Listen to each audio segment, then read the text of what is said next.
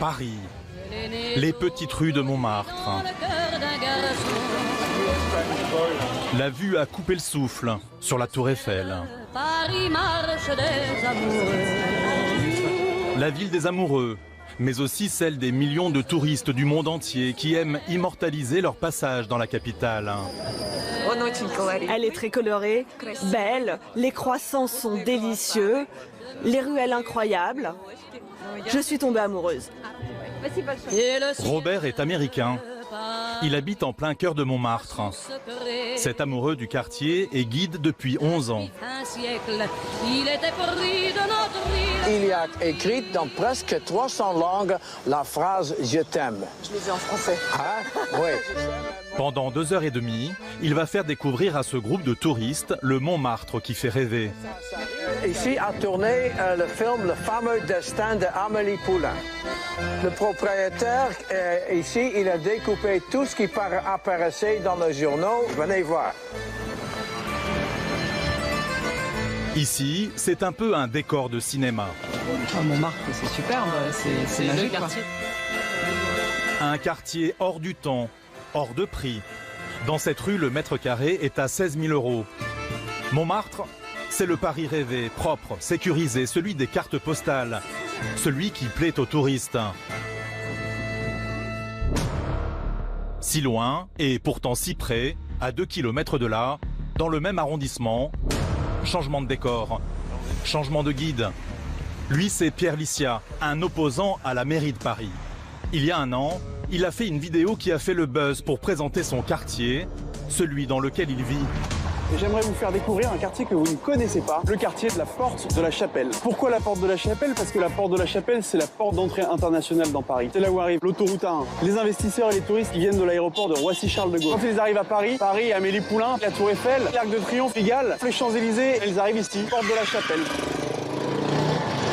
J'irai pas jusqu'à dire que la Porte de la Chapelle, c'est la porte de l'enfer, mais Il pensait que ça ferait bouger les choses, mais un an plus tard, il est amer. c'est rare que les élus viennent ici. Merci beaucoup.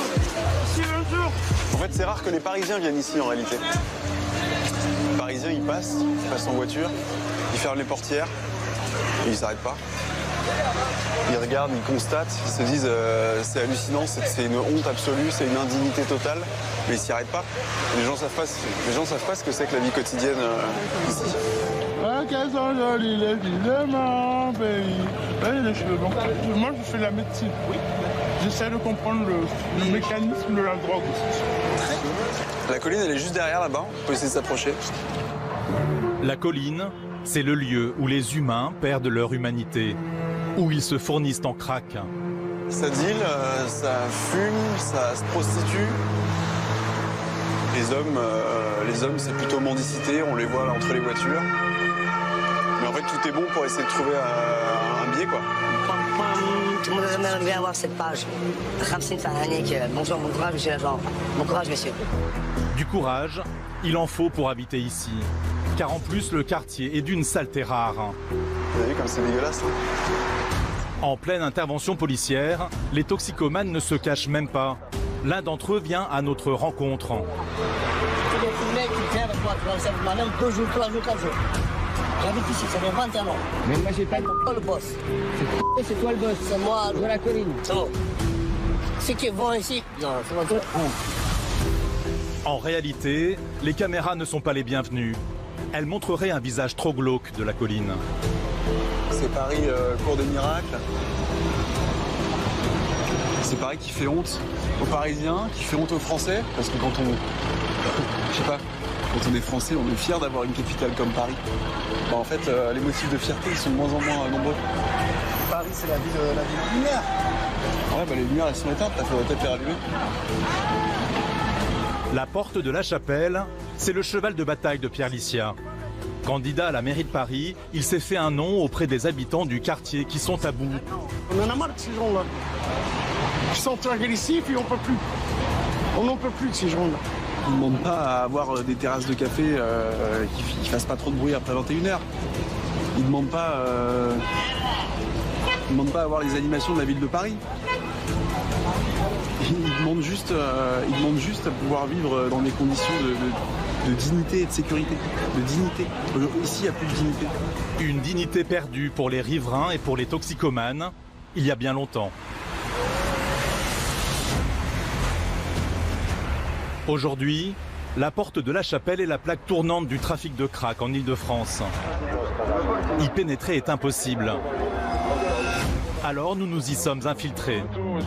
La colline, c'est vraiment les portes de l'enfer. Un supermarché de la drogue à ciel ouvert, jour et nuit. Putain, c'est le coq. Vous voulez combien?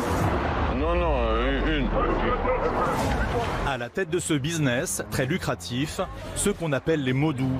En dialecte sénégalais, cela signifie les trafiquants.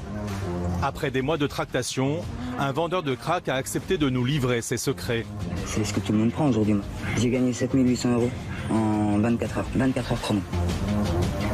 Le crack est appelé aussi drogue du pauvre, car c'est la moins chère du marché. Ça va, elle est bonne. Elle est même très bonne. 2 fois moins coûteuse que la cocaïne, mais beaucoup plus addictive. C'est une vraie saloperie. C'est la pire des drogues. Elle transforme les humains en véritables zombies. Pour les femmes, c'est encore plus violent. Le crack les ravage. Mais pour payer leur dose, elles sont obligées de vendre leur corps. Ce soir, c'est le retour au boulot. Je pars à la recherche du sexe et de l'argent pour pouvoir acheter ma dose. Prostitution, toxicomanie, dealer. Pour les commerçants du quartier, c'est la triple peine. Attention, tous les jours, il y a un spectacle. The show must go on, tout le temps. C'est un truc de ouf ici. Certains ont perdu jusqu'à 30% de leur chiffre d'affaires. Le travail, c'est d'être décontracté, de sourire aux clients, de rigoler. C'est vrai qu'il y a des jours où je souris pas, parce que voilà, de bon matin, t'as des emmerdeurs comme ça. Les commerçants ne sont pas les seuls à avoir perdu le sourire. Ceux qui souffrent le plus, ce sont les riverains. Car en plus de l'insécurité qui règne dans le quartier, ils doivent vivre au milieu des immondices. Mais toute cette saleté, on la vit au quotidien. Voilà. On ne peut plus vivre comme ça. Élever un enfant ici n'est pas simple, car le seul parc à leur disposition, Attends. il est désert, car trop dangereux pour les enfants. Vas-y, viens. J'ai peur de trouver des seringues, de la drogue, du patraque, tout ça. À la nuit tombée, la colline s'étend sur plusieurs centaines de mètres. Encore plus de dealers, de toxicomanes, de vendeurs à la sauvette. Un no man's land qui enferme les riverains chez eux. Et on ne sort plus la nuit. Terminé. Donc pour nous, c'est le couvre-feu. À la porte de la Chapelle, les riverains se sentent abandonnés par les pouvoirs publics qui semblent eux aussi dépassés par la situation. Là, vous venez de les contrôler et ils se réinstallent entre deux bretelles du périphérique.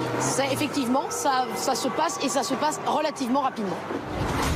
Alors, dans les quartiers voisins, dans l'est de Paris, ce sont les habitants qui ont décidé de prendre les choses en main.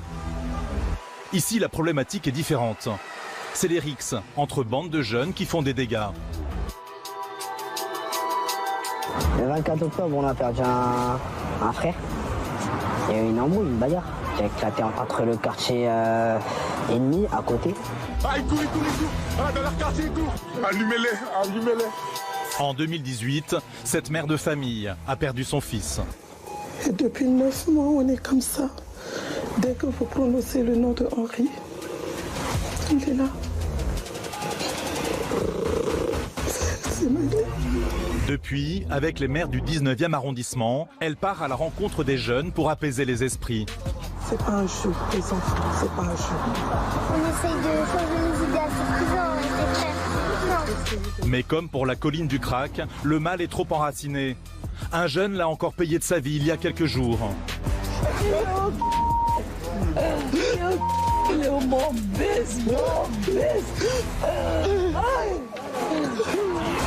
Rix, drogue, violence, enquête sur la face sombre de Paris.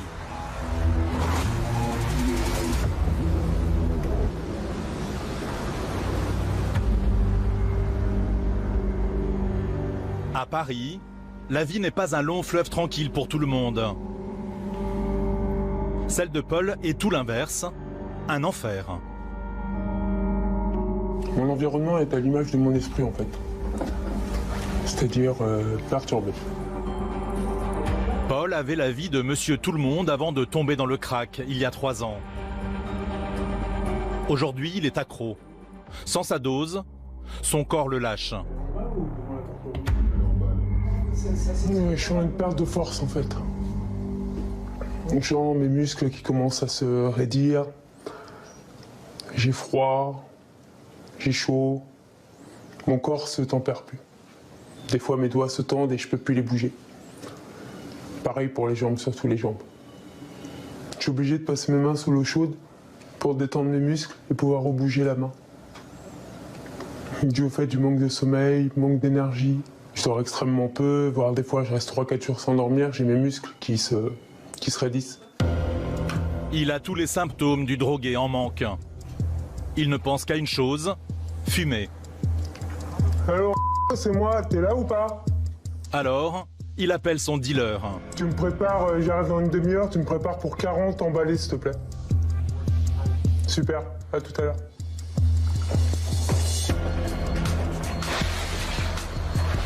En 2 jours, il a dépensé plus de 200 € pour sa consommation. Il a encore besoin d'argent. On va à la banque. Faut prendre des sous. Avant, Paul avait un travail, une famille. Aujourd'hui, il est seul et vit de petits boulots et des aides de l'État. Son banquier connaît sa dépendance. Il l'aide comme il le peut, en lui donnant de l'argent au compte-gouttes. Non, j'ai appelé ce matin, on m'a dit que c'était bon. Donne-moi 25, la moitié, s'il te plaît, 25. J'ai pas 25. Je te donne 30, c'est tout. S'il te plaît, 25. Hier, qu'est-ce que je t'avais dit hier? Je te donne 20, c'est tout. Tu peux avoir 25? Non, non, non. Oh, t'es dur. Bah, c'est déjà sympa que je te donne aujourd'hui. Merci. C'est pour votre bien hein, qu'il vous dit ça. Je sais. Et puis retour avec 20. 20 € au lieu des 40 prévus. Comme c'est un client régulier, il espère pouvoir s'arranger avec son dealer. Je prends pas n'importe qui, je prends toujours au même modou. Comme ça, quand j'ai besoin d'un crédit, quand je n'ai pas d'argent, il m'attend jusqu'à 100, 200 € de marchandise. Je suis un de ses meilleurs clients, il me sert très bien. C'est mon dealer, je suis son client, on se réunit. Une vie de dépendance qui tourne en permanence autour du crack. Ce qu'il lui reste de sa vie d'avant, c'est un brin de coquetterie. Oui, c'est bon. J'aime bien. Ouais. Non. Ils sont trop bons, j'adore. Et je vais être en retard, il m'attend avant de partir. Sa cam, il va la chercher à 2 km de chez lui. Bonjour. Parfois, il y va à pied, mais aujourd'hui, il est trop fatigué pour marcher. Tous les matins, je vais voir ma course. Paul vit dans le déni. Dans sa vie de tous les jours, il fait tout pour paraître normal. Il en est persuadé, personne ne remarque son allure de toxicomane. Moi, je le cache à tout le monde. Il y a beaucoup de gens qui le savent, mais il y en a beaucoup qui ne le savent pas. Pas sur moi. Tu vas voir à la chapelle ceux qu'on prenne, tu vas les reconnaître tout de suite.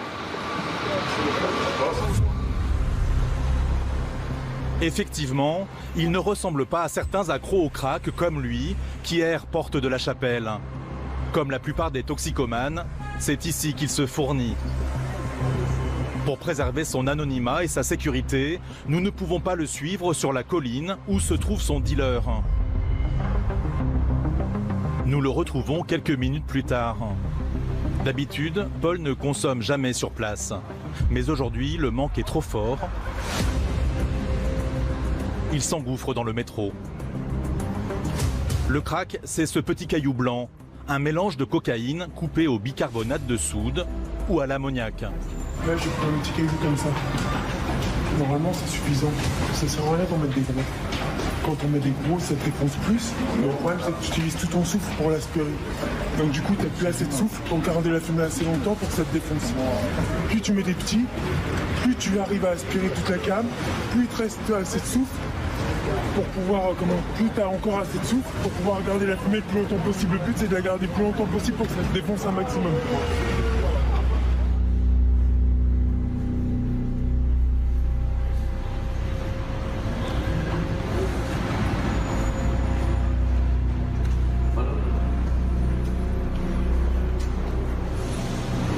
Comment tu te sens là?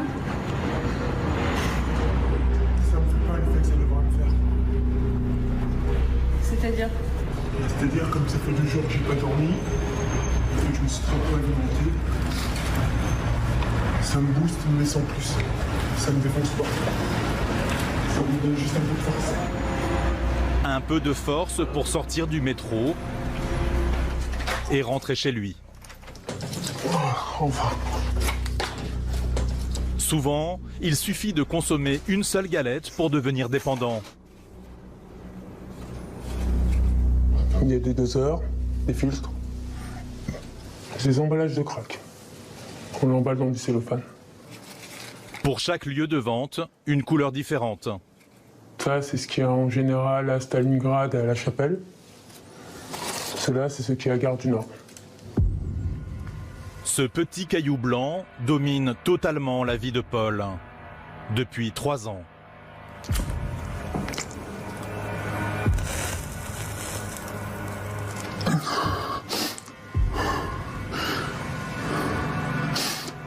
Ça va, elle est bonne. Elle est même très bonne. Ouais, elle est très bonne. Comme d'habitude. Toujours très bonne qualité. De très bonne qualité, mais aussi très dangereuse, car très addictive. J'ai tellement absorbé de drogue que je ressens plus... Ça me fait pas l'effet que ça me fait si par exemple je venais de me réveiller et que j'en fumais un. Ça me fait pas l'effet du tout. Là en fait, tout ce que ça fait, ça m'éveille juste. C'est tout. Paul est à la recherche de sensations fortes. Derrière chaque prise, pourtant, il y a un danger de mort. Arrêt respiratoire, accident vasculaire cérébral, infarctus. Le crack est une drogue destructrice. Donc ça sert à rien, je continue de fumer, il faut que je me repose. Je suis en train de gâcher ma cam parce que je la sens pas. Ça me fait pas l'effet que ça devrait me faire. Bon, celui-là, il est prêt pour tout à l'heure. En 2 jours, il a fumé plus de 10 galettes. Les drogués au crack sont incapables de s'arrêter tant qu'ils n'ont pas tout consommé. T'es pas accro.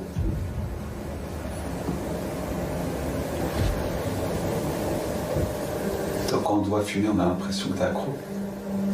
Ah, c'est une impression, je ne suis pas.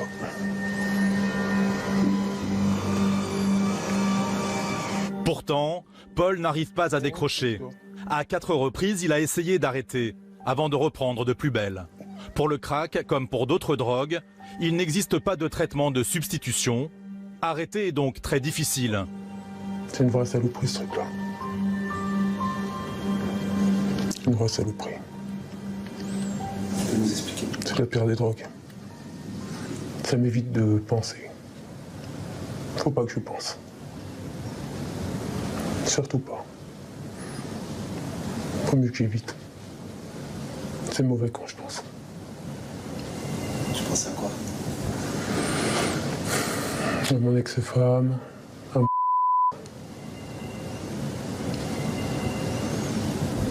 à ce que j'aurais voulu faire et que j'ai pas fait pour lui. Je suis pas le père que j'aurais voulu être. Et il a pas la vie que je voulais qu'il ait. Voilà. C'est pour ça que je fume cette merde. Parce que je suis triste. Je suis déçu de moi-même. Paul s'enfonce dans une consommation presque mortelle. Aucun plaisir à la clé. Juste une lente descente aux enfers. Ça m'énerve. En 3 ans, Paul dit avoir perdu 30 kilos. En effet, le crack coupe la faim et la soif et peut empêcher de dormir pendant plusieurs jours. Après plus de 60 heures de fumette intensive, Paul finit par s'écrouler à bout de force. Il dormira des heures. Des toxicomanes comme Paul, il y en a des centaines.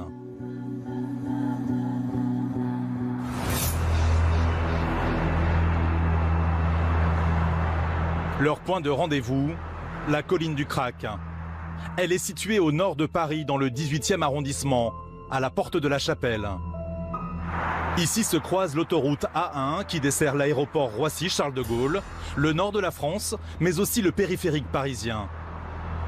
Juste en dessous, une colline, devenue en quelques années la plaque tournante du trafic de crack. Ouverte 24 heures sur 24.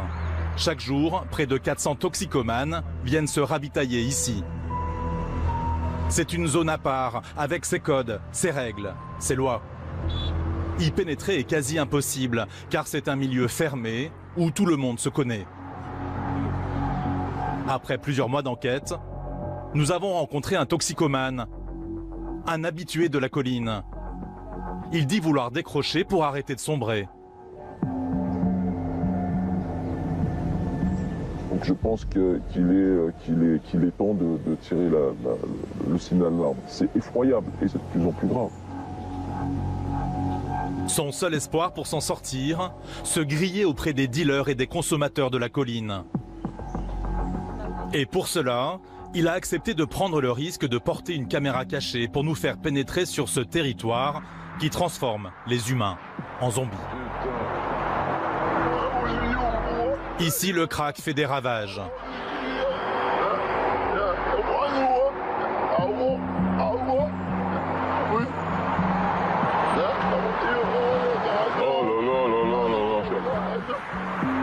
La colline, c'est vraiment les portes de l'enfer. Réellement, c'est les portes de l'enfer. Sur la colline, les dealers règnent en maître. Il y en a un peu partout. Celui chez qui il se fournit est situé juste à l'entrée. S'il s'est installé là, c'est pour une raison bien précise. Ce qu'ils font, c'est qu'ils se mettent dans les extrémités, là où c'est ouvert, d'accord, pour éviter la vue des caméras. Il faut savoir qu'il y en a plein de caméras. Donc au moment du deal, il ne dealera jamais au milieu de la colline. C'est blanc ça? Oui, voilà. C'est le pape, vous le combien?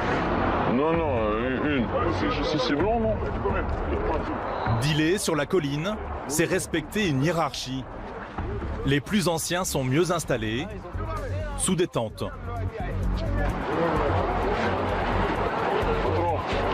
Non, vous faites la décoration quoi.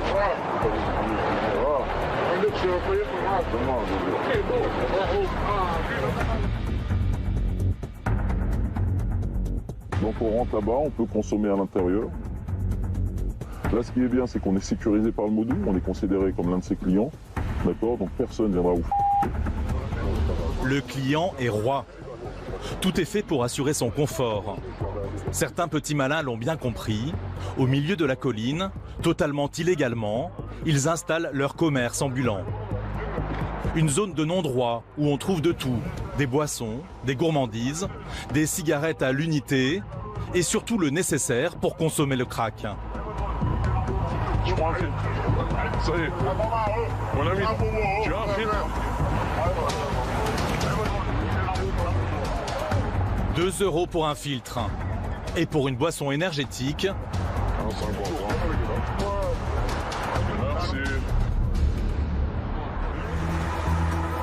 un commerce de la misère, planté au milieu d'un bidonville, au décor apocalyptique. Ici, on ne s'embarrasse pas avec la propreté.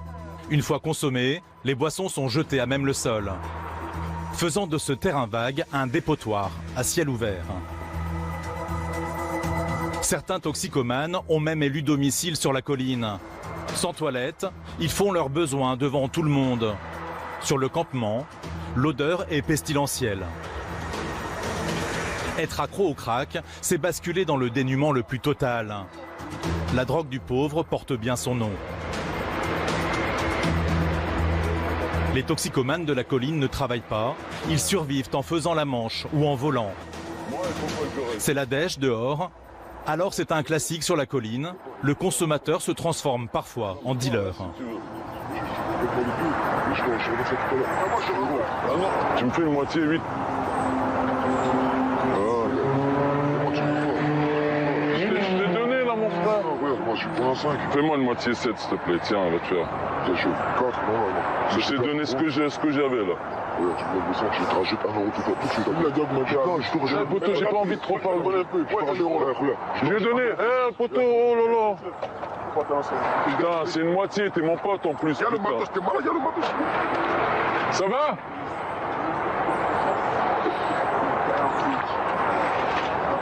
Notre infiltré, lors de son immersion en caméra cachée, nous a alerté sur un phénomène inquiétant. Si la colline est fréquentée majoritairement par des hommes, il n'est pas rare de croiser des femmes. À chaque tournage en caméra cachée, il y en a en train de consommer du crack. Parfois même, comme ce jour-là, une jeune fille aux traits enfantins. Elle pourrait être mineure. Elle aussi est toxicomane. Encore plus que pour les hommes, les femmes payent très cher leur accoutumance. Pour s'offrir une dose, elles doivent souvent accepter de vendre leur corps.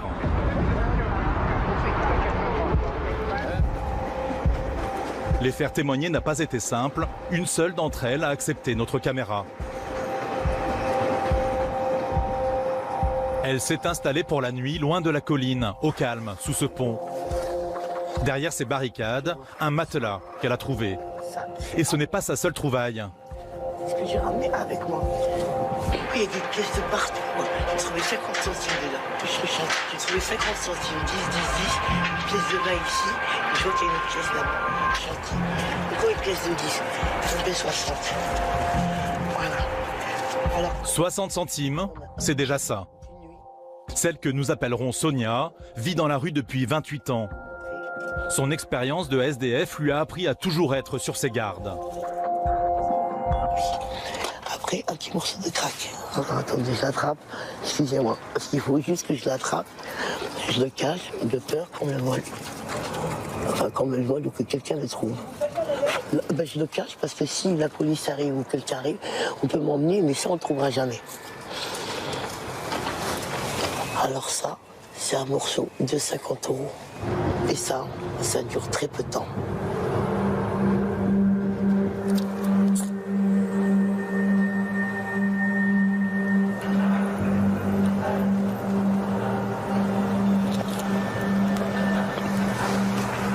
Ce précieux caillou, qu'elle savoure actuellement, a un prix. Ça coûte cher. Très cher. Vous ne travaillez pas? Non, je travaille plus. Comment est-ce que vous faites pour avoir de l'argent? Je n'ai pas envie d'en dire. Je n'ai pas envie d'en parler. Bon, vous devez bien vous imaginer. Quelque part, je rends service à certaines personnes qui me le rendent bien. C'est un échange de bons procédés entre adultes et responsables. Ça vous fait pleurer? Comment? Ça vous fait pleurer, moi? Oui.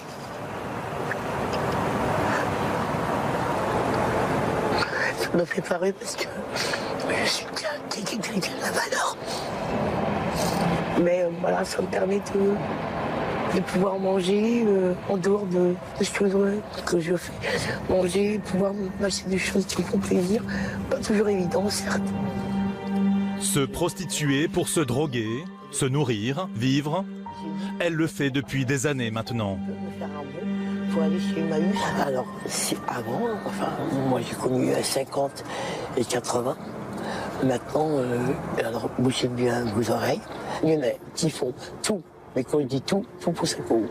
Et c'est pas bien pour les autres, parce qu'après le gars il revient. Ah bah oui, mais elle me fait ça pour 5 €. Ben, je dis bah vas-y, moi non, c'est pas mon tarif. Je dis mais tu te prends pour qui? Je dis non, je me prends pour une femme, tout simplement. Et le préservatif, c'est indiscutable. Indiscutable. Même dans la rue, Sonia tient à garder la tête haute. Elle a ses principes et n'y déroge pas, même dans les situations critiques. Est-ce que ça vous arrive de prostituer pour juste avoir... Alors, chose qui m'est jamais arrivée, et Dieu me préserve, c'est pourquoi? Parce que le dealer, quand vous allez lui dire que vous n'avez pas d'argent, et que vous voulez par exemple lui faire un petit plaisir, alors là, vous êtes à sa merci, du matin au soir. Chose que je ne permettrai pas. Le bouche à oreille, ça va très vite. Après, tu vas partir à Pierre-Paul Jacques, non, je ne peux pas.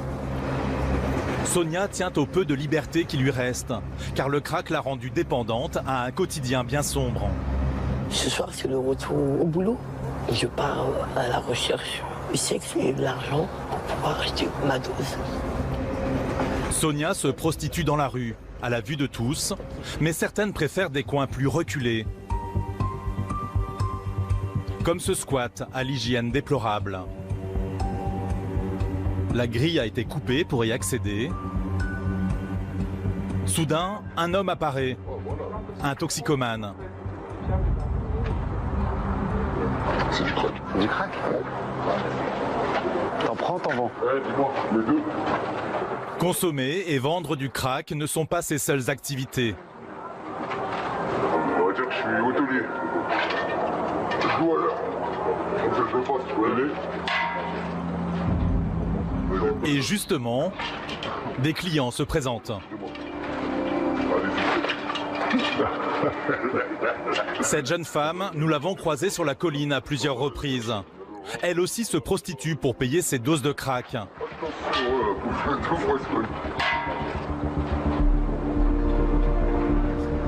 Parfois, les clients les déposent même devant la colline après une passe.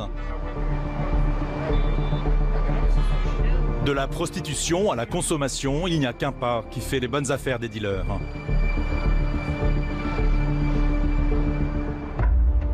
Eux ne connaissent pas la crise. Leur petite entreprise se porte à merveille. Évidemment, nous avons voulu en savoir plus sur ce commerce illégal. Pendant plusieurs mois, nous avons tenté d'obtenir les confessions d'un vendeur. Après plusieurs rendez-vous manqués, des déplacements infructueux, nous avons réussi à organiser un entretien avec un dealer de crack. S'il a accepté de nous parler, c'est parce que vendre de la drogue lui pèse sur la conscience. D'ailleurs, il affirme ne pas en délivrer à tout le monde. Moi, s'il y a quelqu'un qui me dit ouais, j'ai jamais fumé de crack, vraiment, non, j'en vends pas. Parce que là, après, ça devient un remords. Ça pèse sur la conscience. Il n'y a pas de fierté à faire ça. Il n'y a pas de fierté. Pourquoi vous vendez du crack, en fait? Parce que c'est ce que tout le monde prend aujourd'hui, malheureusement. Et c'est ce qu'il y a de moins cher. De moins cher et donc très demandé. Dans la capitale, plusieurs points d'approvisionnement. Ils se sont multipliés ces dernières années. Les plus connus, après la colline du crack, Stalingrad, la gare du Nord, la porte de la Villette, celle d'Aubervilliers ou encore Château-Rouge. Lui vend de partout et ça lui rapporte gros. Quand on vend du crack, on peut gagner 2000, 3000. 2000, 3000, c'est par mois? Non, par soir. J'ai gagné 7800 € en 24 heures. 24 heures chrono. En fin de compte, l'argent, c'est une drogue. L'argent, c'est la pire des drogues. Qu'est-ce que vous faites avec cet argent? L'argent, on ne peut pas le mettre dans une banque, il faut le déclarer. Votre argent, il est où? En vadrouille. En vadrouille. Il peut partir en mandat, il peut partir à Washington, il peut partir partout. Cet argent ne reste pas en France. Il est envoyé à l'étranger. Ce dealer est tombé dans ce business à l'adolescence. S'il dure depuis aussi longtemps, après des séjours en prison évidemment, c'est parce qu'il connaît les pièges à éviter. Et la première règle, c'est de ne pas consommer ce qu'on vend. C'est pas conseillé. Parce que les idées ne sont pas claires. Après, on le fait plus pour l'argent, on le fait pour sa consommation. Et il y a bien des gens qui sont tombés dans ça. Et dans ce cas-là, on n'est plus maître, mais esclave de sa consommation. Les dealers en tirent profit en s'offrant à bas prix les services des plus faibles.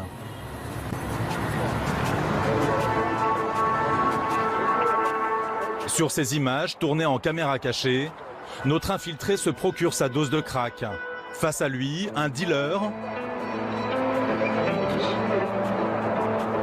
qui lui vend une galette. Il récupère l'argent, puis remet le reste de sa marchandise dans un tube d'aspirine. Un autre homme le récupère. C'est une nourrice, comme dans le trafic de cannabis. C'est lui qui garde toute la marchandise et parfois même l'argent du modou.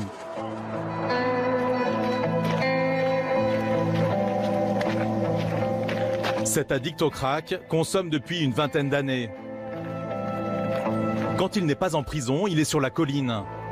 Et la seule solution pour se procurer sa dose, c'est de se soumettre aux besoins d'un modou.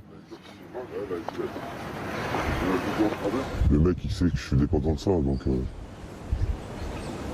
il sait que s'il fait un petit geste, ça va le faire pour moi, quoi. Je vais pas être difficile, quoi. À partir de galettes à 20 balles, je vais être content, quoi. Ça me fait ma soirée. Sans aller risquer de voler ou de faire la manche. Ou... Je préférais travailler pour un modo. C'était, on va dire, entre guillemets, la facilité, quoi. De 22h à 6h, il a assisté son dealer dans toutes ses transactions. C'est lui, la nourrice, qui prend le plus de risques. En cas de contrôle, c'est lui que la police pourrait prendre pour le dealer. Car sur lui, il peut avoir jusqu'à 40 galettes de crack et aussi beaucoup d'argent. Les risques sont trop importants, au minimum 5 ans de prison. Un policier en civil peut venir s'immiscer dans la foule avec une capuche, un peu comme moi, bien masqué là, comme ça, d'une seconde à l'autre, quoi. Aujourd'hui, cet homme essaie de décrocher afin de pouvoir retrouver un travail et une vie normale. C'était le bon moment car la pression sur les dealers augmente. Tous les jours, des rondes de police avec contrôle et interpellation. La nouvelle commissaire du 18e arrondissement, nommée il y a 1 an, a fait de ce secteur sa priorité. Tous les véhicules convergent sur la colline, reçu. Régulièrement, elle mène des actions coup de poing. La chasse aux dealers est ouverte. Ça vient d'être découvert en détention sur un individu qui se trouvait sur la colline. Compte tenu de la quantité, il y a plus de chances que ce soit un reliquat de vente ou un petit vendeur plus qu'un consommateur, parce qu'il y a quand même pratiquement une petite dizaine de cailloux. Et en tout cas, à chaque caillou ou à chaque galette correspond pour nous, policiers, généralement à un consommateur. La commissaire a déjà mené plus de 430 opérations et saisi plus de 1300 galettes. Mais pour l'instant, rien ne change. Quelques minutes plus tard, après l'intervention, devant ses yeux, le commerce de crack reprend. Il est clair qu'il faut aussi une réponse sanitaire et sociale. Là, vous venez de les contrôler et ils se réinstallent entre 2 bretelles du périphérique. Effectivement, ça se passe et ça se passe relativement rapidement. La colline, c'est aussi ça pour les pouvoirs publics, un éternel recommencement. Et les mieux placés pour en parler, ce ne sont pas les policiers, mais les services de la propreté de la mairie de Paris. Ceux qui, une fois par semaine, tentent de redonner un coup de propre à ce dépotoir. Les jours de grand ménage, ça commence toujours de la même façon. Des policiers sont envoyés en première ligne. Leur objectif, évacuer la colline de tous ses habitants. Derrière eux, ils laissent des tas d'immondices. Les agents de la propreté ont 2 heures pour nettoyer la colline. Un travail qui se fait toujours sous haute surveillance. Jamais on rentre ici sans sécurité. Non. Pourquoi? C'est comme ça les contrats. Le responsable, c'est cet homme. Une personne qui dira. Sous ses ordres, 10 personnes. Il s'attaque en priorité aux baraquements qu'ils doivent détruire, puis jeter, ainsi qu'aux gros objets. Vas-y. Imagine si vous n'avez pas de gants, vous ne pouvez pas prendre ça. Hein. Vous allez prendre beaucoup de microbes. Cette microbe-là, il va pas rester là, il va partir à la maison. Oh, tous les microbes qu'on trouve, on laisse ici, avec des gants. Ceux qui travaillent sur la colline doivent porter un équipement spécial.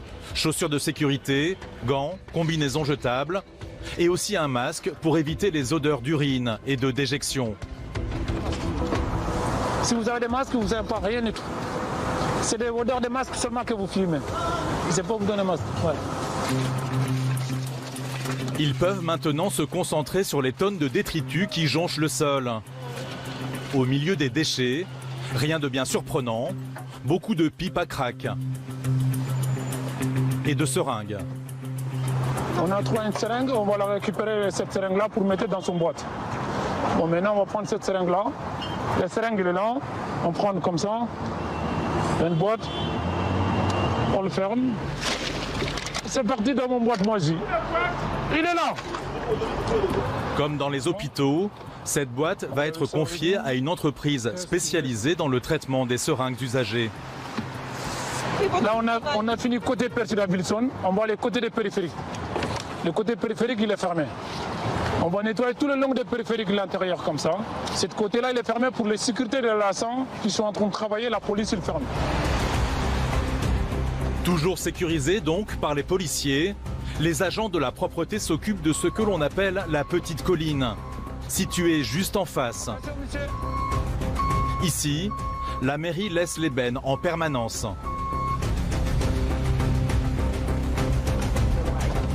Au bout d'une semaine, elles sont tellement pleines que les agents ont besoin de l'aide des toxicomanes pour les porter. Ce petit coin de colline est plus soigné, car ici, certains y habitent et tiennent à conserver les lieux propres.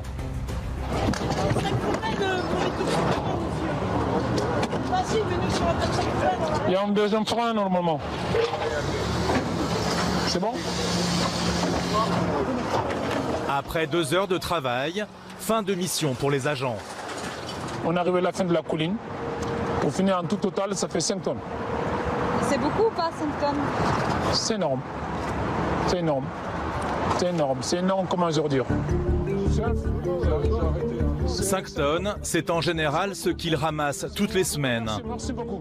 Avant de quitter la colline, eux aussi doivent passer par la case nettoyage. C'est bon, les sutures. Les sutures, vous lavez les sutures s'il te plaît. Les pelles, les sutures. Si tout a été nettoyé, qu'il ne reste quasiment rien sur la colline, ça ne va pas durer. Bah, ils vont installer. C'est comme ça la vie. C'est leur domaine. Nous, on est là pour les prestataires une fois qu'on est fini. Le reste, c'est pas notre disposition. Et effectivement, les revoilà. Petit à petit, la colline reprend vie. Avec ses dealers, ses toxicomanes et ses tonnes de détritus.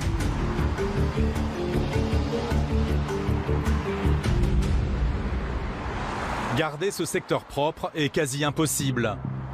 Car en plus de la colline du crack, de ses dealers et des 400 consommateurs qui y passent chaque jour, depuis quelques années, des centaines de tentes avec des milliers de migrants se sont installées un peu partout dans le quartier. Des hommes qui ont fait des milliers de kilomètres, quittant leur pays, leur famille, dans l'espoir d'une vie meilleure et qui, pour certains, deviennent la proie des maux doux. Lors de notre enquête, nous en avons rencontré plusieurs, comme cet homme de 31 ans, guinéen, arrivé en France il y a 2 mois et déjà accro au crack. Et en Guinée, vous preniez de la drogue ou c'est ici que vous avez commencé? Non, le crack, c'est ici.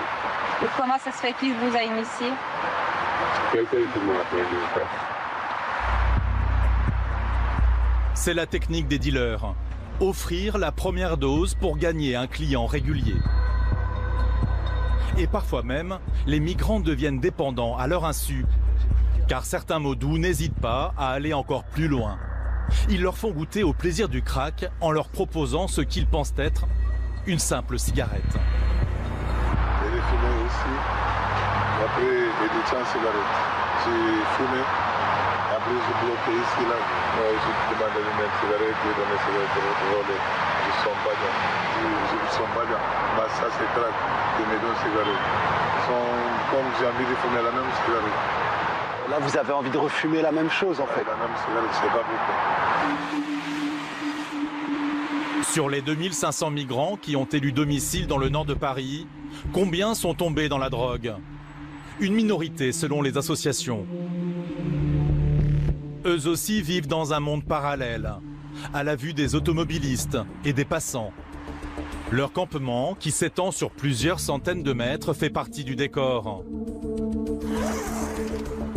Dans cette tente, un homme d'une trentaine d'années. Il est somalien et vit ici depuis 1 mois. Ses conditions de vie sont plus que précaires. C'est la salle de bain ici. Bon, on se lave le visage comme ça, et c'est aussi notre fontaine à eau. Et on boit aussi ici. Se laver le visage, boire et se brosser les dents avec un bout de bois, c'est le quotidien de ces étrangers abandonnés à leur propre sort aux portes de Paris. Juste à côté de la douche, un rat mort. Et plus loin, les WC du camp, impraticables. Oh mon Dieu. Car tellement sales. Mais il n'y a pas d'autre alternative pour l'instant.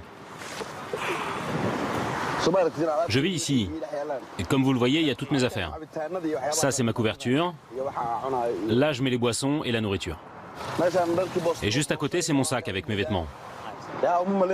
J'imaginais pas qu'ici, j'allais dormir sous une tente. Retourner en Somalie est impossible, car il a failli être tué là-bas. C'est quoi cette cicatrice sur ta jambe? J'ai reçu une balle d'Al-Shabaab. Al-Shabaab, un groupe islamiste qui terrorise le pays depuis des années. Quand j'ai reçu la balle, c'est là que j'ai décidé de partir. Comme lui, ils sont des milliers en transit dans ces camps. Des Somaliens, des Guinéens, des Afghans, des Ivoiriens, des Maliens, qui cohabitent dans la plus grande précarité. Des conditions de vie indignes qui créent des tensions entre migrants.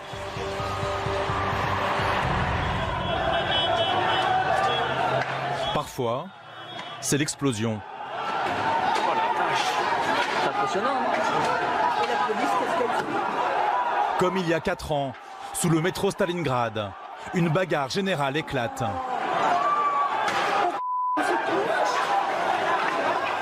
À coups de palettes en bois, de sommiers en ferraille ou de projectiles trouvés à même le sol, 2 groupes s'affrontent. Ah non, mais c'est une honte, c'est une honte. Aux premières loges, les riverains. C'est l'un d'eux qui filme. Tiens, lacrymo, lacrymo, lacrymo. Lacrymo, les mecs. La police met fin à la rixe. Ce camp a été évacué à 2 reprises. Les migrants ont été déplacés un peu plus loin. Depuis des années, la mairie de Paris renvoie la balle du côté de l'État, qui ne lui répond pas. C'est la même rengaine pour la colline du Crac. Prise au piège de ce bras de fer stérile entre État et mairie,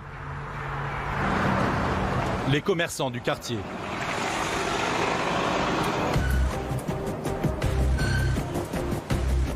À 200 mètres de la colline, à 4h30 du matin, le premier café, le Celtic, ouvre ses portes. Son propriétaire s'appelle Naguim. Il est à la tête de cet établissement depuis 13 ans. Bonjour. Je vais vous prendre un café emporté et 2 pains au chocolat. Ouais. À cette heure-là, Naguim est détendu. Vous voyagez? Là, non, c'est pour travailler. Il y a plein de départs de tournage qui se font ici. Pour des films? Ouais. Il prend même le temps de discuter avec ses clients. Bonne journée à vous. Bonne journée. Au revoir. C'est ce qu'il aime dans son métier. Bonjour. Bonjour. Café emporté, s'il vous plaît. Ouais. Partager des moments de vie. Mais rapidement, la colline se rappelle à lui. À peine 30 minutes après l'ouverture, un premier toxicomane arrive. Une cigarette, un café, voilà.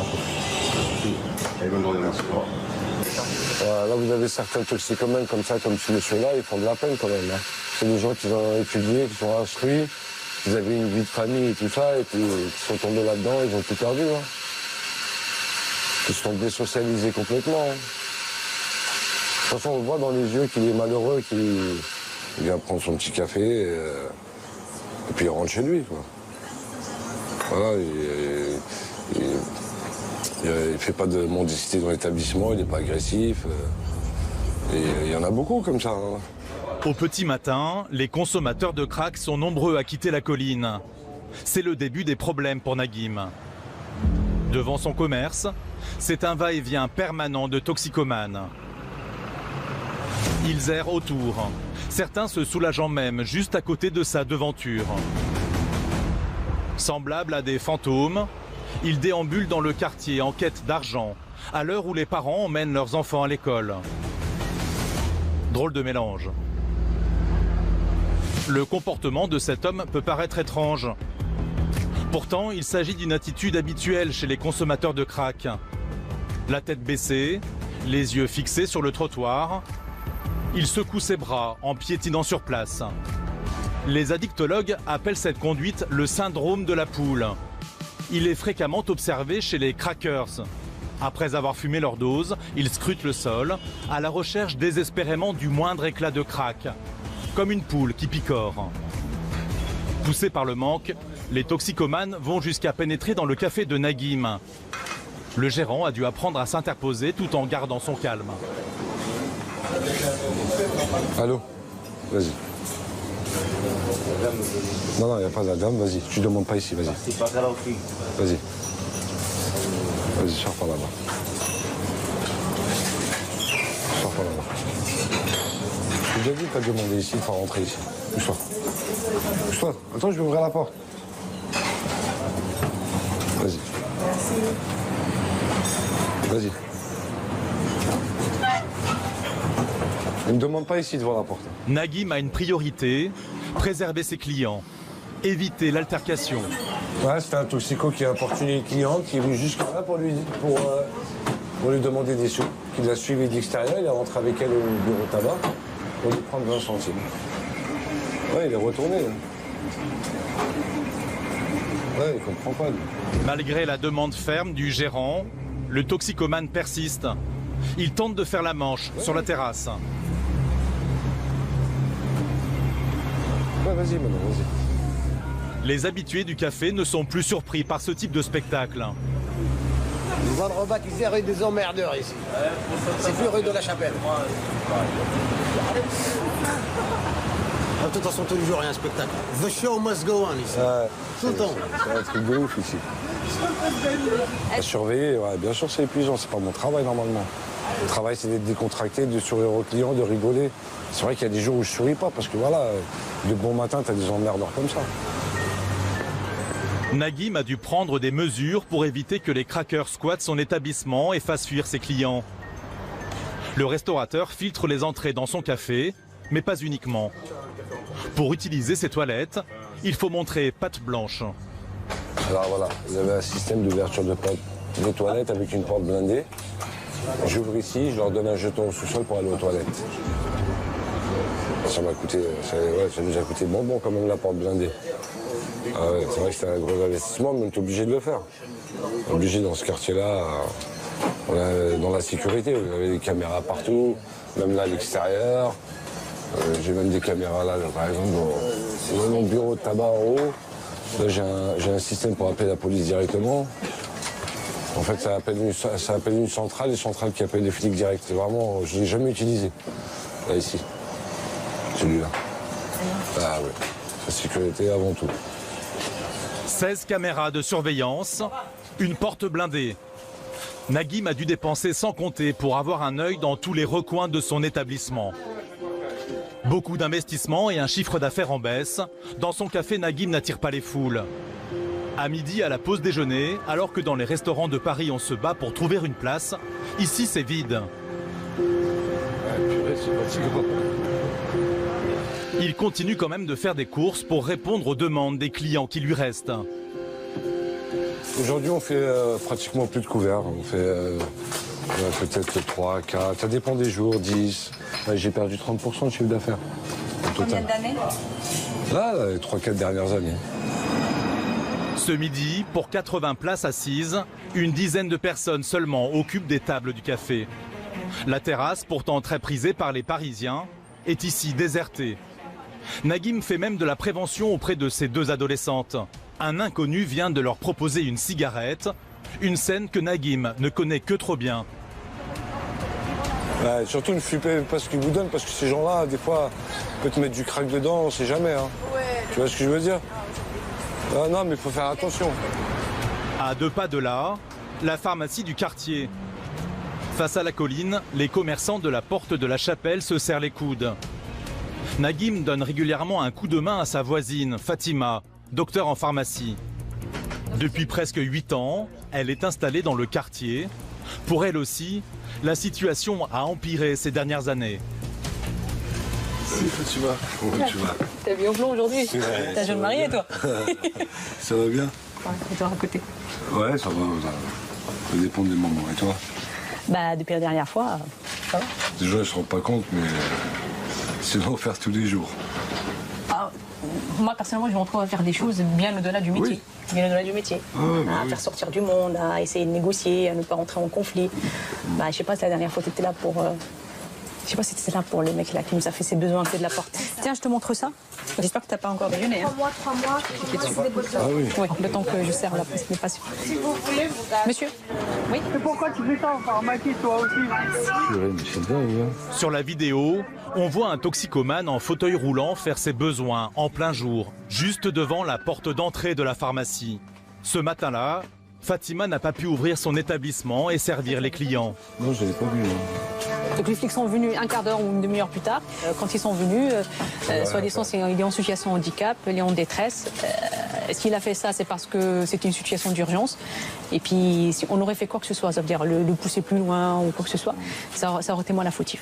Donc je me retrouve à nettoyer la saleté devant la porte, qui est quand même immonde, et lui impuni. Vous savez. Seule, face à des personnes en détresse profonde, Fatima se sent abandonnée par les autorités. Elle ne sait plus vers qui se tourner. En fait, tout le monde est débordé, y compris le système et le système de sécurité. Tout le monde est débordé. Quand les pompiers viennent ici pour une crise d'asthme qui est simulée, pour simplement avoir une boîte de ventoline gratuite, au bout d'un moment, ils ne viennent plus. Ah bah, c'était déjà arrivé ça? Ah, puis ouais. Mais moi, je subis ici, Nagui.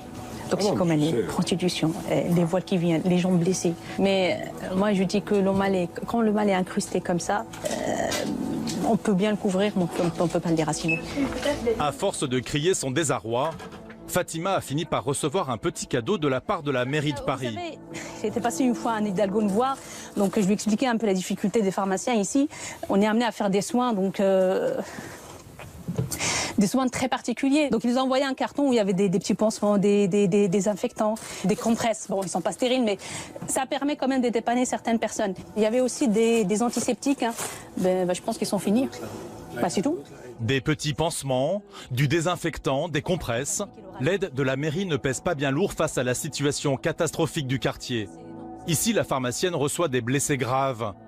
Pour le moment, Fatima paye de sa propre poche les produits et les médicaments de première nécessité pour pallier l'urgence. Elle a dû faire des dépenses supplémentaires et conséquentes pour équiper sa pharmacie en caméra de surveillance. Depuis quelques mois, elle a même embauché un agent de sécurité présent à plein temps. Mais ces mesures ne sont pas toujours suffisantes pour éviter les débordements. Il peut parler comme ça. Moi, je peux pas. Est-ce qu'il vous fallait quelque chose? Si vous avez la Je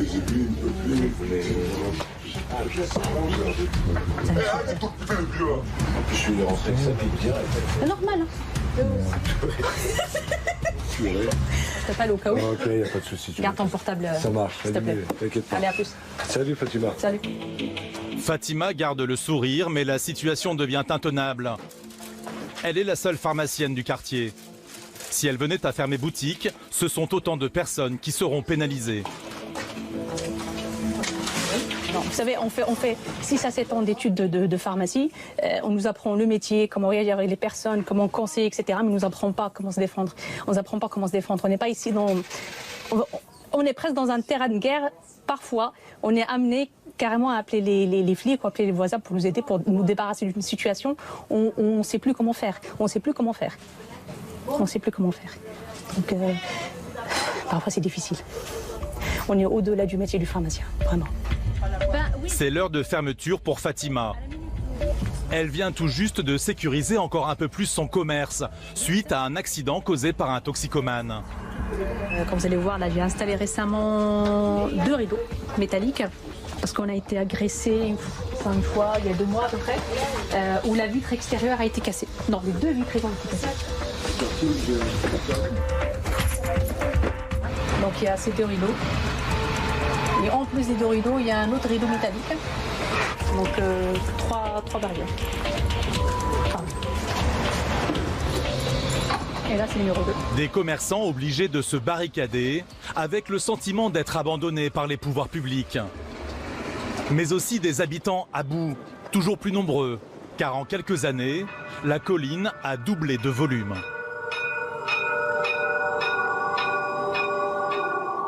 Ce n'est plus seulement la porte de la chapelle. Aujourd'hui, elle s'étend du boulevard Ney à la porte d'Aubervilliers, c'est-à-dire sur 1 kilomètre.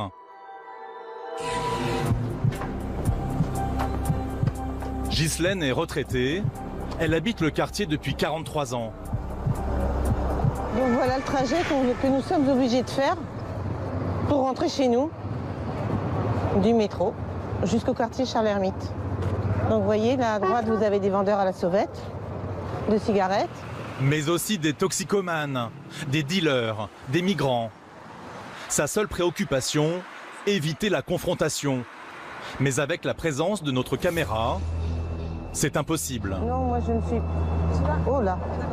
2 hommes essayent de nous arracher notre matériel. Le service de sécurité qui nous accompagne doit intervenir. Nous ne sommes pas les bienvenus dans le quartier. Nous quittons les lieux sous une pluie d'insultes. Oh là là là là.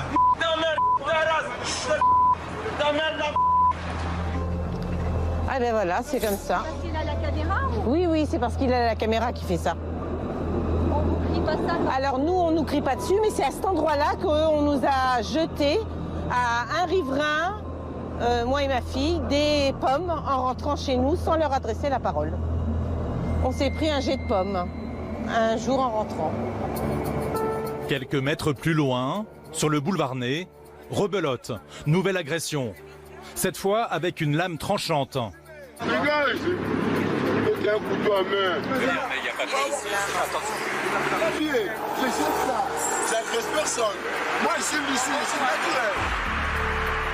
Les agressions physiques dans le 18e arrondissement sont 2 fois plus nombreuses qu'ailleurs à Paris. Insécurité et aussi saleté. Ici, vous avez des tas de vêtements. Sur son trajet, des détritus un peu partout.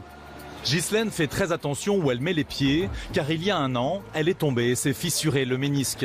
Regardez là, vous avez effectivement des pots de banane, et c'est de là que j'ai eu mes accidents. Depuis que j'ai glissé sur 2 pots de banane, effectivement, je suis obligée de regarder encore plus, parce que ces accidents-là ne pardonnent pas, justement. Arrivée à mi-chemin, Ghislaine est obligée d'emprunter les couloirs du tramway, car les trottoirs ont été privatisés par des dealers et leurs clients. De jour comme de nuit, ils sont des dizaines à squatter la voie publique. Regarde, ils font ça à ciel ouvert quand même. C'est un commerce comme si tu allais chez le... Oui, il faut pas faire des ailes. Moi, je ne peux plus passer du côté des stades où sont installés les toxicomanes. Non, c'est terminé. Ce côté-là, on n'y passe plus. On ne supporte plus. On est arrivé en bout de course. Si vous me permettez l'expression, on ne peut plus vivre comme ça. Il faut absolument que les pouvoirs publics réagissent et fassent quelque chose. On n'arrête pas de les alerter par mail, par courrier, mais ça ne suffit pas. Alors, les habitants de la Porte de la Chapelle s'habituent à vivre à côté de l'invivable. De la prostitution, des toxicomanes qui gisent à même le bitume, de la mendicité. Tant bien que mal, ils tentent de rester soudés. Oh, moi j'ai plein de bisous, j'ai toujours eu plein de bisous.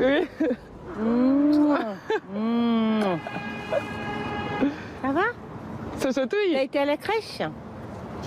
Ah non, non, dis, t'as été chez l'assistante maternelle? T'as été? On y va? On va se promener? On y va? On se promène vers le parc? Allez, viens. On va sauter, on va sauter. Comme Ghislaine, Océane est une ancienne du quartier. Elle habite ici depuis 22 ans. Élever un enfant en bas âge ici n'est pas simple. Car l'un des seuls squares du quartier est situé entre les portes de la Chapelle et d'Aubervilliers. C'est grande, hein? On va aller au parc là, mais c'est exceptionnel, tu sais? Tu sais, Nono? Tiens, donne-moi la main, parce qu'on... Hein? C'est l'unique coin vert où les enfants et les parents peuvent venir après l'école. Là, tu vas pas faire de toboggan, hein? Non, non, non, non, non. Attends. Océane est inquiète. Attends, maman va voir d'abord. Hein. Viens. Je vais voir s'il n'y a pas de choses qui sont néfastes pour ma fille. J'ai un peu peur. Attends. Vas-y. Là, tu peux monter. Ici. Attention à la tête. Hein. Après une inspection, Noélia peut enfin profiter du toboggan. Vas-y, viens. J'ai rien trouvé, donc là, je l'autorise à faire du toboggan. J'ai peur de trouver des seringues, de la drogue, pipe à crack, tout ça. J'ai vraiment peur. Noélia, t'es où? Ah, t'es là. Yeah. Maintenant, Nono. Écoute, maintenant on y va. Nono, on rentre à la maison. On rentre à la maison. Nolia, tu sais déjà pourquoi on vient pas ici? Parce qu'il y a des gens malades, ok? Il y a des malades qui se piquent, c'est dangereux. J'ai pas envie que ma fille voie des personnes malades qui sont dans le besoin de soins, qu'elle voie des personnes qui sont en manque de quelque chose, qui peuvent être violents, on ne connaît pas leur réaction. Et puis ma fille, elle commence à parler, donc il faut aussi que je lui explique les choses de la vie et c'est assez compliqué. C'est assez compliqué. Voir sa fille jouir ici, c'est trop d'angoisse pour la jeune mère de famille. Ce qui me dérange dans tout ça, c'est que ça me fait mal au cœur parce que c'est le parc dans lequel j'ai grandi, on va dire, le seul parc du quartier qui avait été rénové en plus. Donc bon, on est finalement obligé d'aller dans le 19e, côté 19e, pour bien s'amuser et puis voilà quoi. Allez, hop, hop, hop, hop. Aujourd'hui encore, c'était propre, car le parc a été nettoyé juste avant. Et pourtant, tous les signes de la présence de toxicomanes et de prostitution sont encore là. Juste aux abords du toboggan où la fille d'Océane a joué il y a quelques minutes, nous retrouvons des pipes à crack, des préservatifs usagés, une lame de rasoir pour couper les cailloux et même une seringue.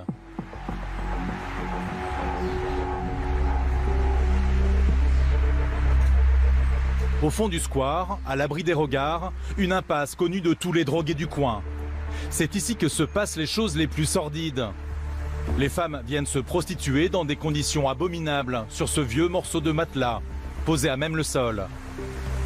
Des dizaines de préservatifs, canettes de bière, des vêtements déchirés, le tout dans une odeur insoutenable, à 2 pas des jeux pour enfants. On comprend mieux pourquoi ce parc est déserté par les familles et occupé le plus souvent par des drogués. Nous arrivons à parler à Cédric, toxicomane de longue date, qui squatte le parc. Je ne sais pas pourquoi il n'y a pas d'enfants. Ça, il y en a, mais bon, pas beaucoup, quoi. Et vous, ça vous gêne pas de fumer dans le parc du crack? Si, ça me gêne pas de fumer dans un parc où il y a des enfants qui jouent. C'est à la base, c'est un parc pour les enfants. C'est pas pour les fumeurs. Et je sais, c'est pour ça qu'ils viennent pas.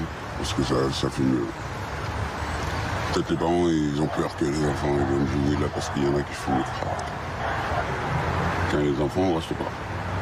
Bon, moi, je reste pas. Après, les autres, je sais pas s'ils respectent.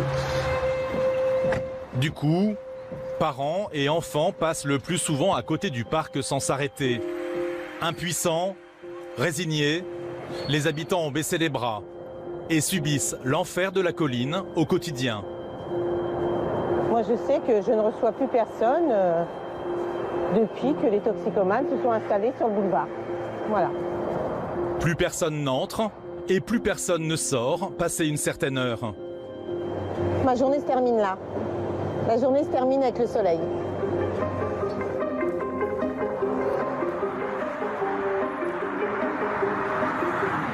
La seule invitée qui continue à rendre visite à Ghislaine, c'est sa fille, Lindsay. Chaque semaine, c'est la peur au ventre qu'elle affronte la cruelle réalité de la porte de la chapelle. Alors quand je vais voir ma mère, je prends certaines précautions, oui. Tout simplement parce que ça craint. Donc par exemple, je ne laisse plus mon téléphone en apparence ou je vérifie bien que les portes sont verrouillées. Pareil, mon sac est caché sous mes jambes. Enfin, je fais très très attention. J'ai peur des vols, des casses. On arrive à Porte de la Chapelle et nous sommes arrivés au feu rouge.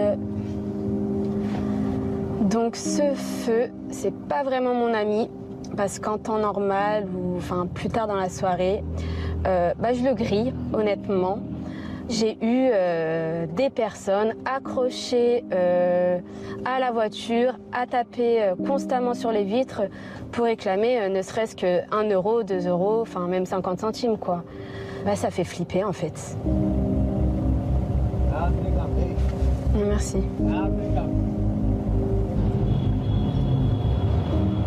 On a l'impression que les toxicomanes se montrent davantage, parce qu'avant on ne les voyait pas. On ne les voyait pas errer en masse. La nuit, la colline devient encore plus noire, plus grosse encore. Elle s'arrête juste au pied des habitations. Les dealers, les consommateurs, les prostituées et les petits vendeurs ambulants grouillent sous l'éclairage des lampadaires. Toute la nuit, le supermarché du crack reste ouvert aux yeux de tous. Alors là, j'arrive devant chez ma mère bientôt, donc je vais lui passer un petit coup de fil pour qu'elle vienne avec moi m'accompagner au parking. Tout simplement parce que le soir, ça craint énormément et que, étant une jeune femme, voilà, je préfère avoir quelqu'un avec moi. Alors, je vais appeler ma mère. Allô? Oui, maman? Oui. Oui, je suis devant. Tu peux sortir et m'accompagner au parking? Ok, je sors, je t'accompagne. Ok, merci, à tout de suite. La peur au ventre, la mère ressort de chez elle pour escorter sa fille qui lui rend visite. Car le parking sécurisé est situé à 600 mètres de l'appartement de Ghislaine. Les autres, ils veulent rien faire. Attends, je vais mettre le truc, là. À deux, mère et fille se serrent l'une contre l'autre. Elle rentre finalement en tram pour éviter de marcher sur le boulevard malfamé.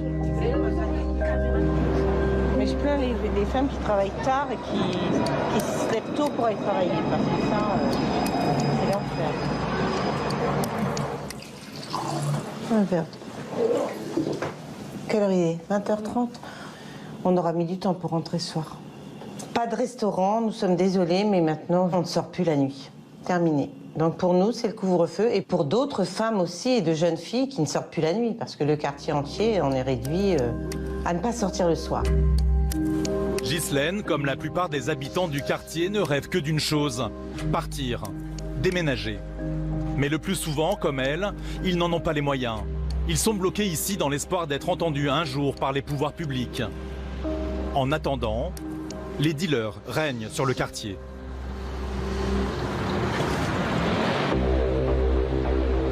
Alors, dans certaines zones de l'Est parisien, ce sont les habitants qui ont décidé de prendre les choses en main. Ici, pas de problème de migrants, d'addiction au crack. Mais c'est tout aussi mortel. Les rixes entre bandes de jeunes. Depuis 2016, il y en a eu plus de 230 à Paris. Elles sont parfois fatales.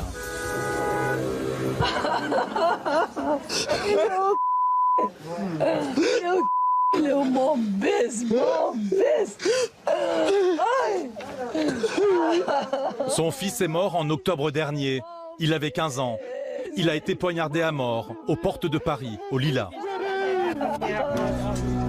L'année dernière, quasiment jour pour jour, c'est Nathalie qui perdait son fils. Elle est venue présenter ses condoléances à la famille. Mais si elle est là, c'est surtout pour éviter un autre drame. Il faut calmer les jeunes du quartier.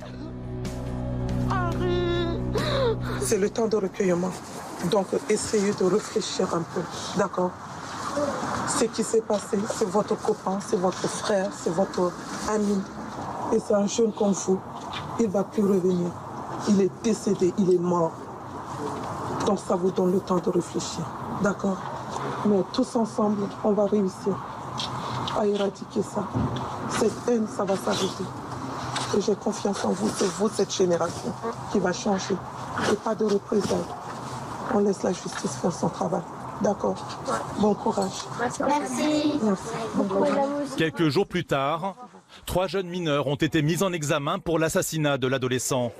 Le ou les meurtriers du fils de Nathalie, eux, courent toujours, plus d'1 an après la mort d'Henri.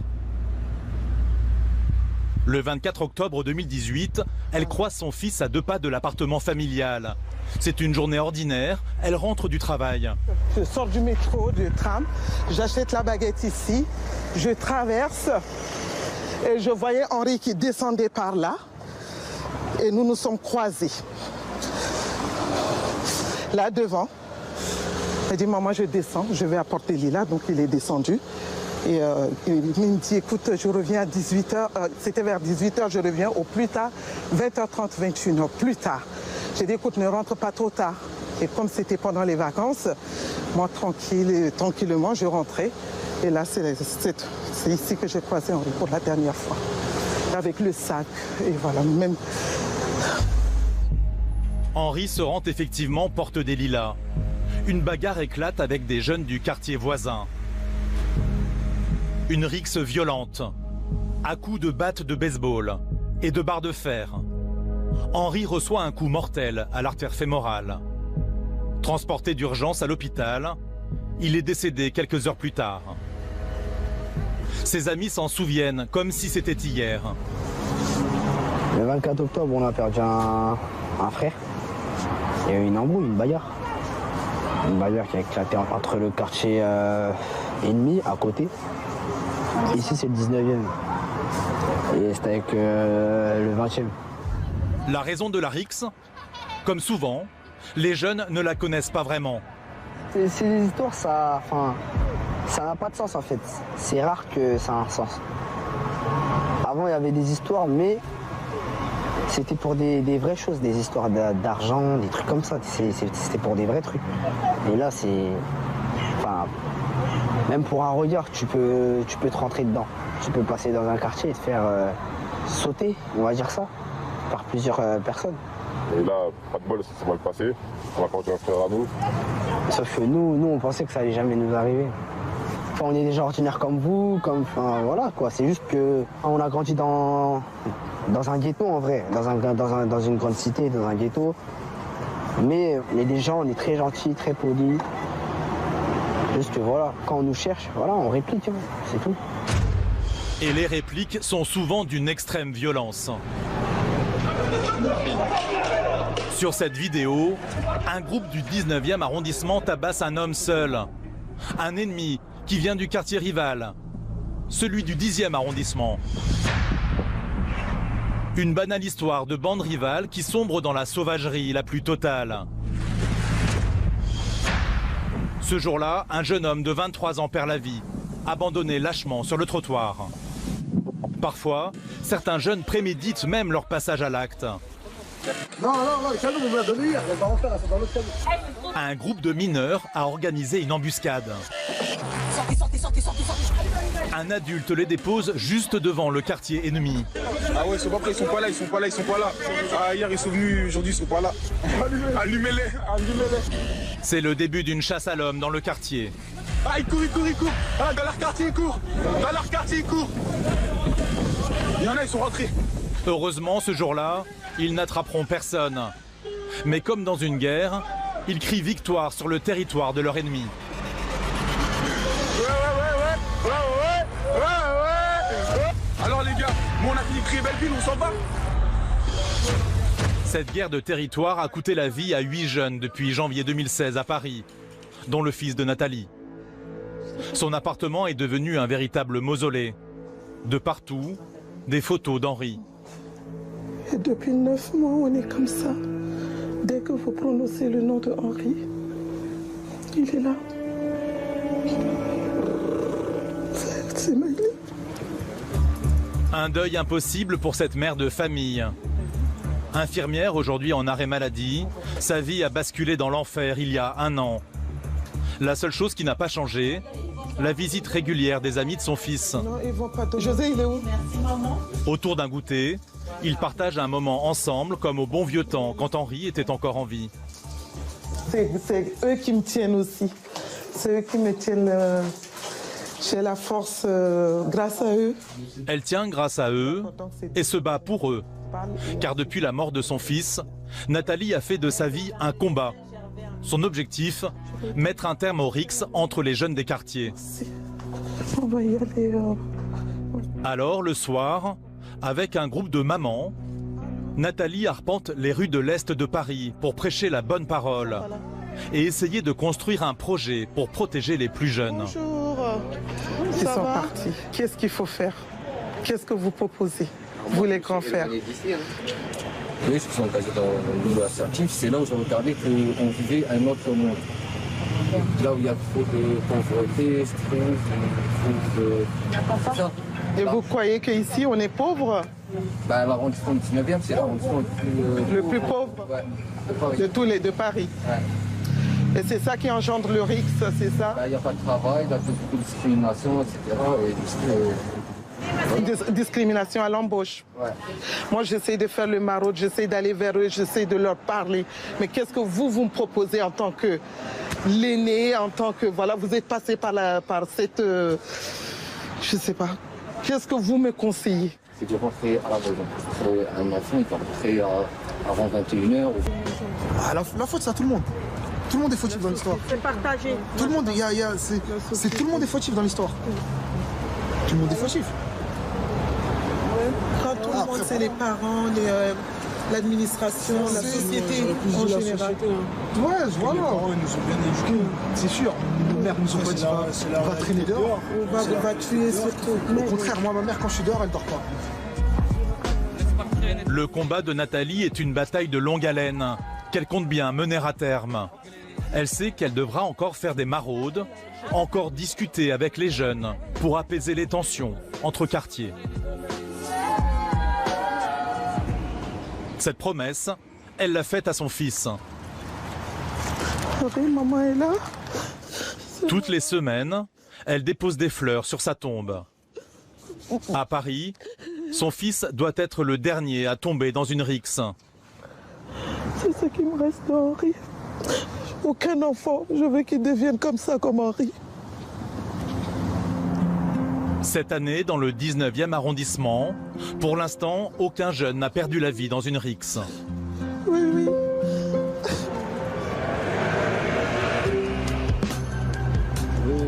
Violence, saleté, drogue, les pouvoirs publics semblent dépassés devant l'ampleur du phénomène. Ont-ils mis ces problèmes sous le tapis trop longtemps, laissant des populations le plus souvent défavorisées seules face aux difficultés ? Au mois de mai dernier, l'État et la ville ont enfin accordé leur violon. Un plan anti-crack avec un budget de 9 millions d'euros. Première pierre à l'édifice, juste à côté de la colline, une salle de repos.